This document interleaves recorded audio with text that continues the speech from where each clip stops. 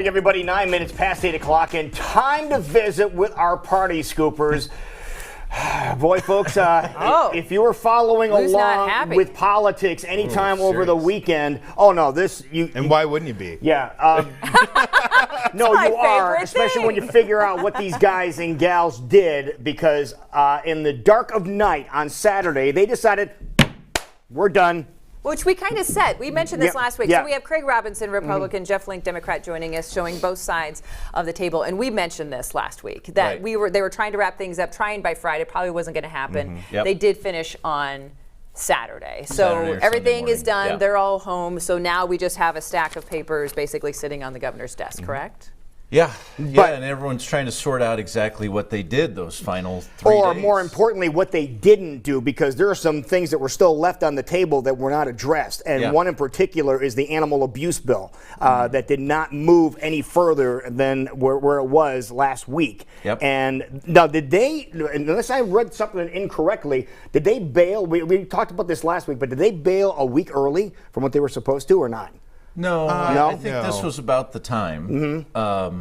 It's longer, actually, than they made what a were big hoping rush for. to get out in this last week, and they were starting late nights, was it Monday or Tuesday of last week, so they went late every single night. Part of the reason why they go late is to try and jam everything in. Part of the reason to go late is then no one pays attention to what they're doing after 6. Okay. And it's just bad. Like, it's a bad way to go, but when you don't have anything you're really trying to accomplish, that's what you have to do. But weren't we also saying last week that pretty much all they were trying to finish was the budget? Like anything that was going to go through, they had already worked on. But there's an awful lot in these budget bills.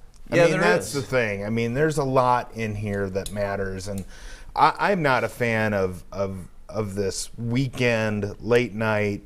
I mean, because basically, once it's Friday at 3 o'clock in the afternoon, I mean, people are focused on their own lives and what's going on, and then all of a sudden, you're going about your weekend and you're like, oh, the legislature's over, and even to me, who follows this stuff somewhat closely, it's shocking. And then you have to unpack it, and there's no real great source of everything that contains, there's not one place you can go to figure out what the heck went on in these final frantic moments of the legislative session. And so it's really something I wish that the practice would stop. Both parties have done this in the past. But it's perfectly legal what they did.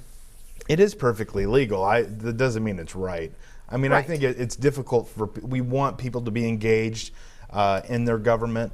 And when you close out a session this way, I think you're making it harder for people to follow along and to understand not only what is happening, but why it's happening. And I think so we're left with a week like this where we're wondering, well, why? And you just have to take a step back and think about what's going on in the state of Iowa right now and what they left off the table.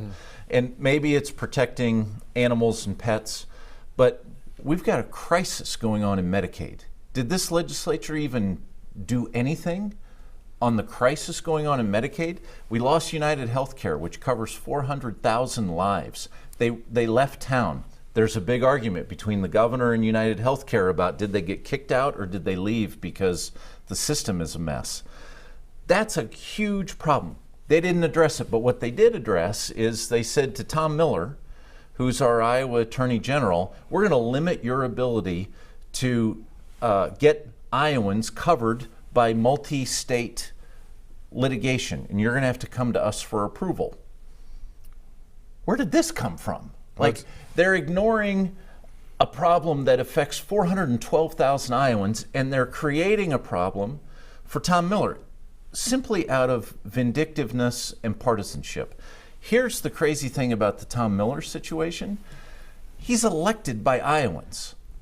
He is accountable to Iowans. He's not accountable to the legislature, and so this pattern forms. Here's the other thing they did. They said, well, if you're a city or a county, we're going to limit your spending to 2% more than the year before. This is their great idea, the legislature's great idea for controlling property tax increases. Well, guess what?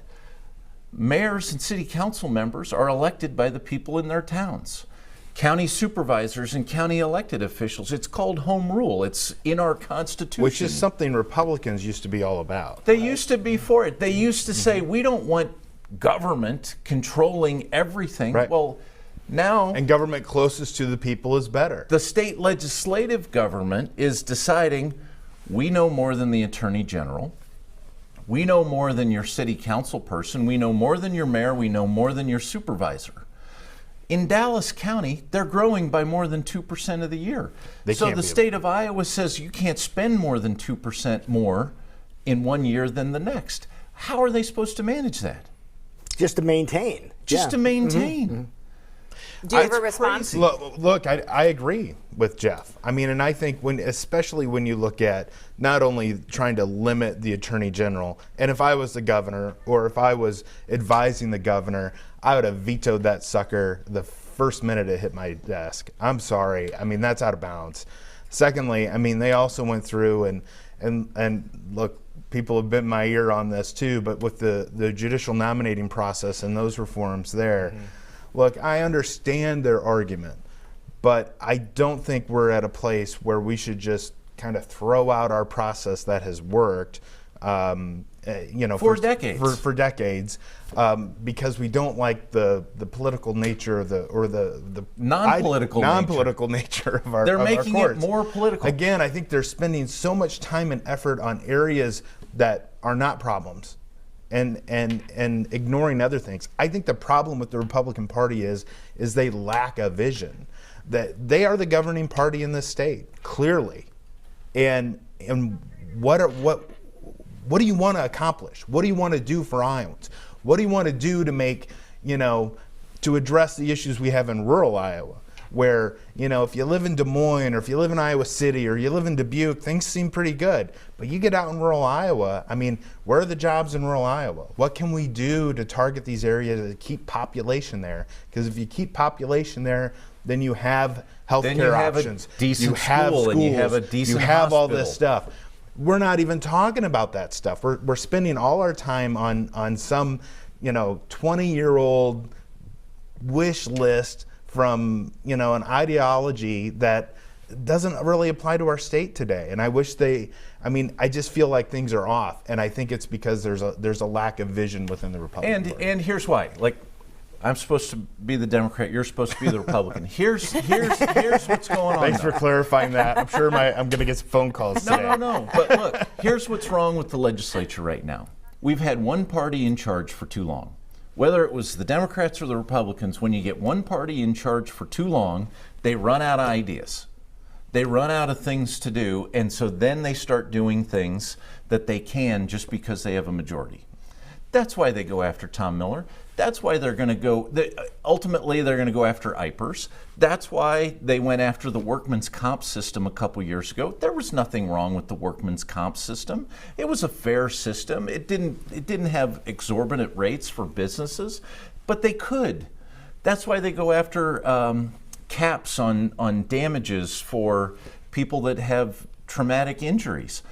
It's not because it's a problem, it's because they can make a change, and there's a partisan opportunity to make a change that benefits the party. And whether it's the Democrats or Republicans, it's just wrong, and we got to make a change. Well, I think Republicans need to spend some time, and they need to travel this state, and they need to talk to people about the issues that they're facing, and then come back to this legislature next year or to the state capitol next year and really address some of these issues. I mean, this was a very odd legislative session for me that, I just, at the end of the day, what was really accomplished, I don't think a whole lot. So sports betting. Sports betting. So do we think which the governor, every state in the country is doing because it's a reaction to a Supreme Court decision. Right.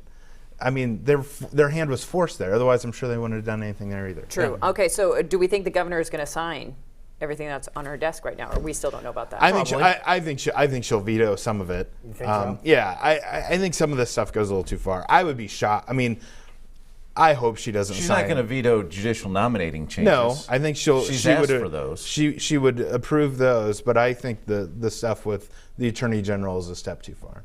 Okay, well, I guess we'll That'll find be out interesting in the to next few watch. weeks. And as you mentioned, so many people are appointed by the people, so are legislators. We vote them in. Yeah. So if you don't like what they're doing, Now is the time to think Don't, about it. Don't forget vote about for this. them. Don't forget now's about the what time. just happened. If you live in a legislative district and you're not satisfied And with you your do. legislature, and you do.